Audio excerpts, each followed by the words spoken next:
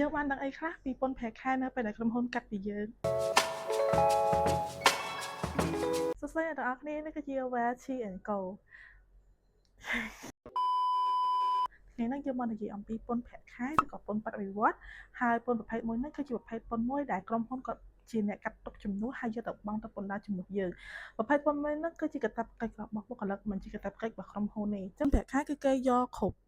បុគ្គលិកទាំងអស់មិនថាគាត់ជានិវាសនជនឬក៏អនិវាសនជនឬក៏យើងនិយាយដែលងាយយកគឺមិនថាជាជនជាតិខ្មែរឬក៏ជនជាតិបរទេសទេទឹកប្រាក់ដែលត្រូវជាប់ពន្ធសម្រាប់និវាសនជនគឺចាប់ពី1,50,000 រៀលឡើងទៅឬក៏ស្មើជាមួយនឹង$375ប៉ុន្តែសម្រាប់អនិវាសនជនគេអត់ខ្វល់ថាទឹកលុយប៉ុន្មានទេឲ្យតែគាត់មកធ្វើការនៅក្នុងស្រុកខ្មែរហើយជាប្រភេទអនិវាសនជន$10 $20ក៏គាត់ត្រូវទៅចូលជាអនិវាសនជនឲ្យគុណជាមួយនឹងរ៉ែត20%ដែរនិវាសនជនគឺគេត្រូវបានគណនាទៅតាមអត្រាកំណើនតាមថ្ងៃដែលមានអត្រាចាប់ពី5%រហូតដល់20%សម្រាប់អនិវាសនជនគឺគេមានតាមរ៉ែតទេគឺ20%បើសិនជាសួរខ្ញុំត្រឡប់មកវិញថាធ្វើម៉េចដើម្បីឲ្យជនជាតិបរទេសហ្នឹងគាត់អាចត្រឡប់មកប្រើប្រាស់រ៉ែតដោយពួកយើងចាប់ពី5%រហូតដល់ទៅ20%នោះបានគឺគាត់ត្រូវតែរស់នៅក្នុងស្រុកខ្មែររបស់យើងហ្នឹងគឺលើសពី182ថ្ងៃដូចដែលខ្ញុំបាននិយាយពីមុនហ្នឹងអញ្ចឹង